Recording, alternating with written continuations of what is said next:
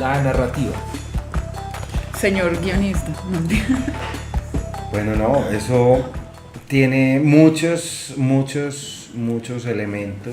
Es complejo. Y ahí, sí, es demasiado complejo porque la narrativa va muy en cómo cuentas la historia de acuerdo a los elementos que tienes para contarla y que quieres poner al frente para contar. Pero también tiene que ver con el universo creado alrededor de la historia que estás contando. También. A ver, ojo, porque es que yo siento que hay varias cosas. narrativas, es decir, en la contemporaneidad además están hablando de textualidades, es decir, hay una narrativa de la imagen, hay una narrativa del sonido, hay una narrativa del guión como historia, y yo creo que la narrativa, digamos, depende de la estructura. Y estructura no es otra cosa que la decisión que yo tomo en términos de cómo voy a dosificar la información que le brindo al espectador.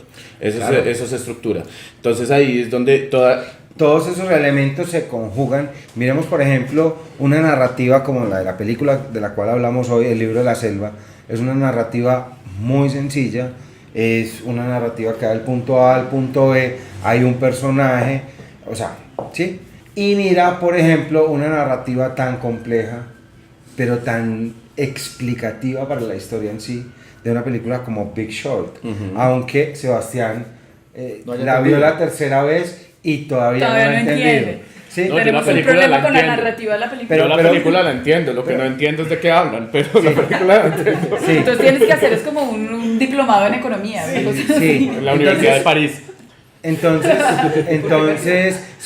la narrativa es toda la conjunción de elementos que se usan para esto. O sea, no solo en la historia per se, sino también técnicos, audiovisuales, de efectos, ¿sí?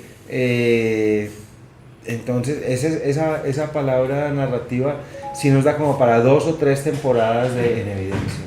Sí. Y yo creo que el público se confunde un poco con la narrativa porque creen que tiene solamente que ver con la narración de una historia o de una situación. Y en términos cinematográficos, en el lenguaje pues audiovisual, tiene que ver con un montón de cosas. Sí. Por ejemplo, el otro día estaba viendo 300 sin sonido. Y la imagen está contando te lo da todo. toda la historia, es impresionante. Te lo da todo. Pero eso es una cosa imagen. de estudio, porque sucede a veces en películas como por ejemplo El Exorcista, el clásico, que es el sonido el que está contando y el que está generando la narrativa. Lo que sucede en la imagen es tal vez poco relevante, sobre todo en la primera parte de la película. Sí.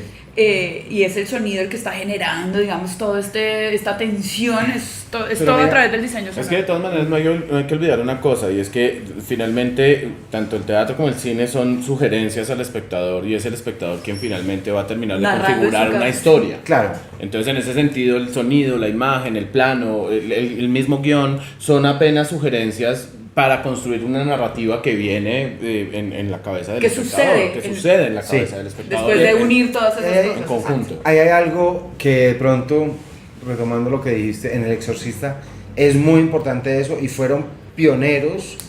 El Exorcista es de finales de los 70 más o menos, ¿cierto? Pero si tú miras ahora, cuando esa narrativa ya la replican a películas de hoy, es, como digo yo, suspenso por música. Pues sí, elementos narrativos, o la narrativa de una película tiene infinidad de cosas, desde lo técnico, desde lo literario que se pone en un guión, desde la actuación, o sea, son muchas cosas.